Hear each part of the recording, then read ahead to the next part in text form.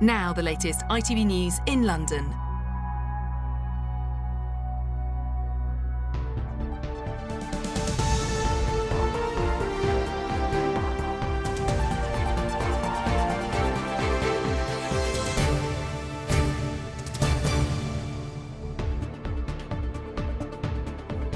Tonight, terror returns to London Bridge. A man has been shot dead by police after several people were stabbed. Strapped to his body, a hoax explosive device. A male suspect was shot by specialist armed officers from the City of London Police, and I can confirm that this suspect died at the scene. On the north and south sides of the bridge, cordons remain in place as police search the surrounding areas. For those close to the attack, fear, panic and the desperate search for safety. We were asked to lay on the ground, so we laid under the tables for protection, obviously, and a few minutes later we had the police officer coming over to evacuate the entire restaurant. After yet another attack on the streets of his city, the mayor once again left trying to reassure Londoners. It's really important that we as Londoners stand shoulder to shoulder with one another, but stand resolute in the face of a terrorist or an individual or others who seek to divide us. Hello. The location and the method are painfully familiar to Londoners. A man with a knife stabbing people on London Bridge, people running for their lives amid the chaos. Tonight, police confirm that fear was well-founded. This was another act of terror in the capital. Armed police shot the suspect dead. He was wearing what looked like an explosive device strapped to his body. Thankfully, it turned out to be a hoax. The Mayor Usman Khan praised the breathtaking heroism of the public who, before police arrived, wrestled the knife off the attacker. Throughout the programme, we'll be live at London Bridge, Borough Market and at Scotland Yard. But first, Toby Sadler has the latest. This is seconds before the police opened fire. On the ground, armed officers and passers-by wrestle with the suspected terrorist. He'd already stabbed several people. He has a knife. And appeared to be wearing a suicide vest. The fight caught on camera by bus passengers. One man who looked like an office worker appears to have got hold of the attacker's knife. Police managed to get everyone clear. The man on the ground moves, and he is shot and killed. Oh my God. At the other end of London Bridge, emergency teams tried to help the people who were stabbed. No, look at no. Police describing some injuries as serious. As you would expect, due to the nature of the incident, we responded as though this was terrorist related. I'm now in a position to confirm that it has been declared a terrorist incident. We are working jointly with the City of London Police as we continue to respond. Officers from the Met's Counter-Terrorism Command are now leading this investigation, but I must stress we retain an open mind as to any motive. It would be inappropriate to speculate further at this time. Due to reports that the suspect may have had an explosive device, specialist officers also attended the scene and wide cordons are in place to ensure there remains no further danger to the public. However, I can confirm at this time we believe a device that was strapped to the body of the suspect is a hoax explosive device. Armed police also went on the hunt for other possible attackers. 2.5 years since terrorists killed 8 people on this bridge, officers taking no chances.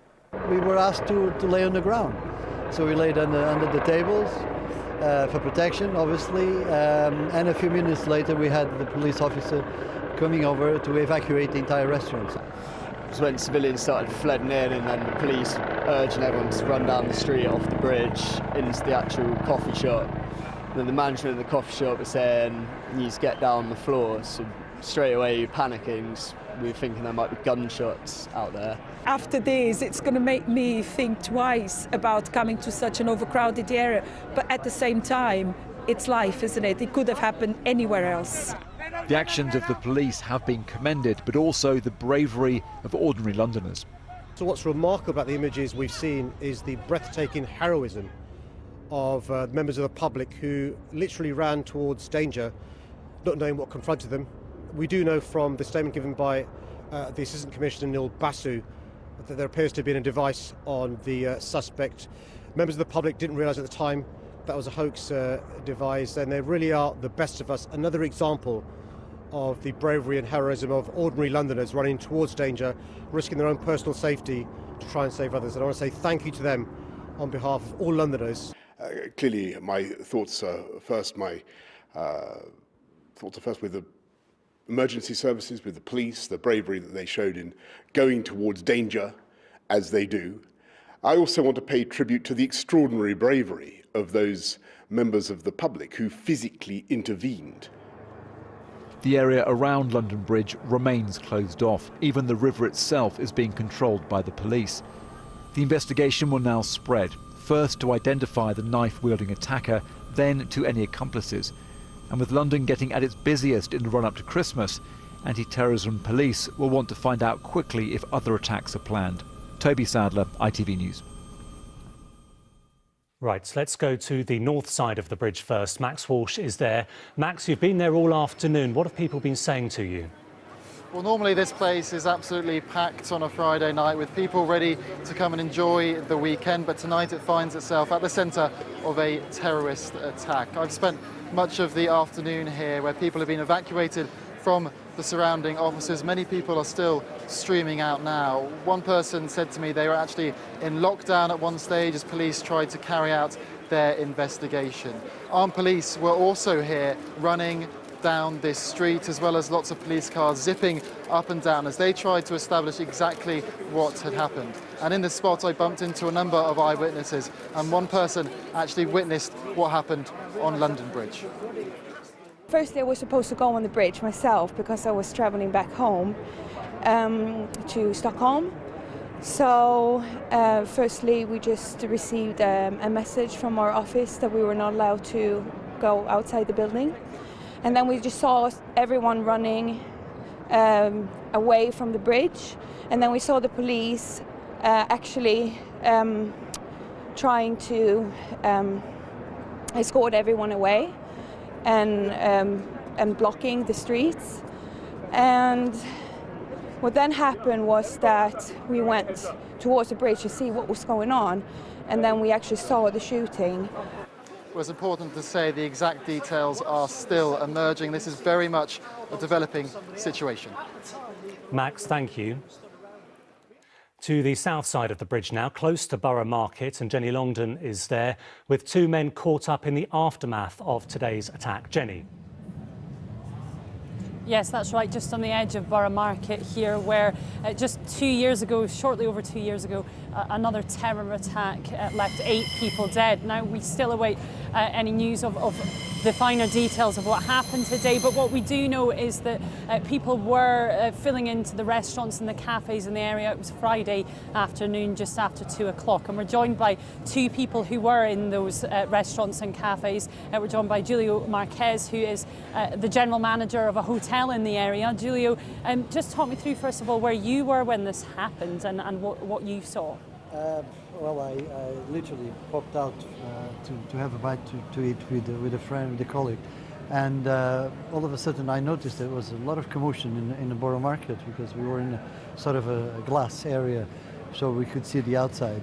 And I saw a lot of commotion, and I said to my friend, I think something is not right, something is going on. And she said, no, don't worry, it's about kids just running to school or something. I said, no, it's definitely something wrong. All of a sudden, some people start screaming to just jump under the table, jump under the table. So we all jump under the tables. There were glasses and bottles everywhere. And we were undercover for a period of time until all of a sudden a police officer walked through the restaurant and asked us all to obviously depart and seek sort of escape somewhere safer. And this is obviously 2 years on from that terror attack that took place here in the same area. You're a businessman in the area. Are you worried about the impact that's going to have? Well, this happened probably 50 meters away from the previous one, and obviously London Bridge is starting to get known for something that is no way near what is supposed to be known about. It's about food, it's about a vibrant part of town. Thank you very much. Sorry, we're also joined by Henry Laquai, who also was in the area. Now, you were very near the incident on London Bridge. What did you see? Yeah, that's right. So I was in a nearby restaurant called Coffee Grind, which essentially is on the London Bridge. So I was just catching up with an old friend, and the view that we had was essentially of the window, which showed all of the south side of the bridge. I then mentioned to him, there's a police officer there. I don't know what's going on. Didn't think anything of it. That later then transpired into a series of vans pulling up at the south side of the bridge, and then we were like, okay, something must be going on. A couple of seconds later, then we saw a number of civilians running across towards the south side of the bridge. A couple of them, or more than a couple of them in fact, ran into the restaurant itself. They were saying, get down, hide. Then the staff at the Coffee Grind said to everyone, get down on the ground. So essentially we just had to duck down, and from our side we couldn't really see much that was going on. And when you're in that kind of scenario, you must want to escape from somewhere as opposed to being in some confined situation or space. So yeah, it was pretty scary. Absolutely terrifying account of what happened. And this is, as I say, just 2 years after the previous incident here, and while people are very much still raw from that incident, it's people came together and tried to work with each other from the lessons learned here 2 years ago. Jenny and your guests, thank you very much. Let's go to Scotland Yard now and to our reporter Amy Lewis. Amy, what's the latest from the Met?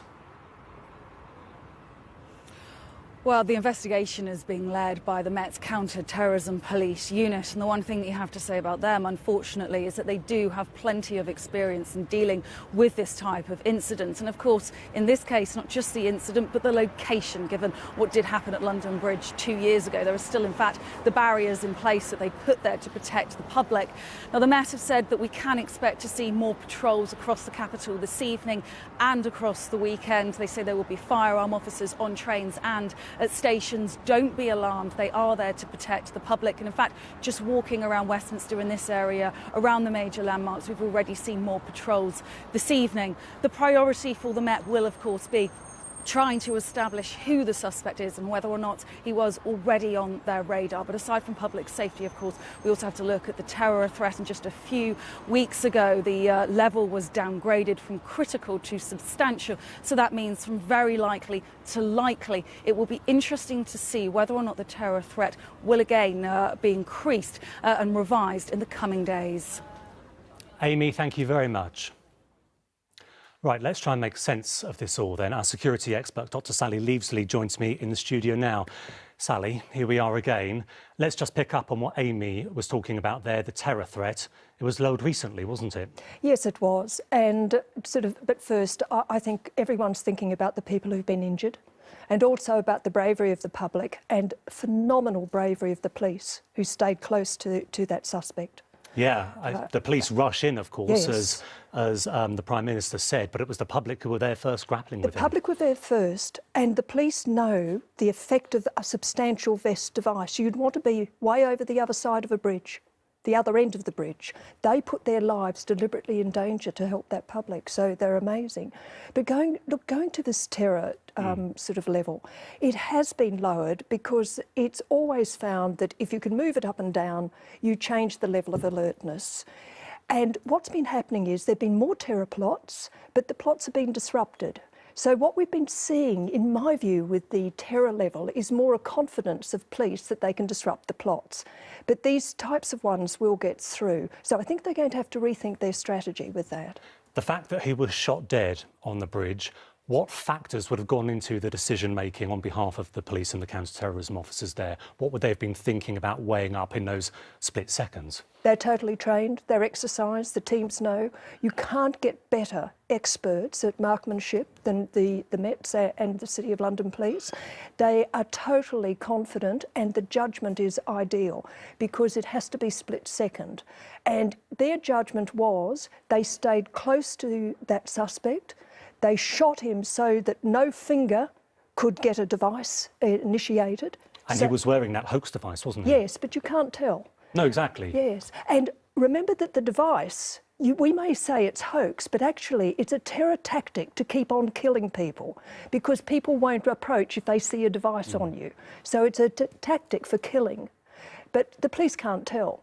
So in killing him, I noticed that the police didn't scatter. which they should have, the police stayed and they shot him and they made sure he wasn't going to get that device initiated. They saved a lot of the public in their minds with what they were doing. Just briefly, Sally, comparing it to 2017, a deadly year for us. Things are safer now, aren't they, on the whole? No, they're not. Really? No. The intelligence is getting better, but these incidents mean... Less bloody then? No, I disagree. It just depends when they happen. The public have to know to run away extremely fast. OK, as always, thank you so much. Dr Sally Leavesley there. And there is much more on what happened at London Bridge on ITV News at 6:30. Here's Ranveer Singh. Terror on London Bridge. One man is shot dead by police after a number of people are stabbed. It all happened at around 2 o'clock this afternoon. Officers say the man they shot was wearing a device they now think was a hoax. We'll have the latest. Good luck to Nikki on Sunday. Let's get a reminder now of our main story tonight, another terror attack on London Bridge. It was just before 2 o'clock that police were called to reports of several people injured in a stabbing. They found a man with a hoax explosive device strapped to his body. He was shot dead. While much is still unknown, the Mayor Usman Khan tonight said one thing was certain, that Londoners showed breathtaking heroism in trying to stop the attacker. He said it was a day that showed both the worst and best of humanity. There will be much more on that story in just a moment with Ranveer Singh and the ITV Evening News. But from me and the rest of the London team, hope you have a very peaceful weekend. Good night.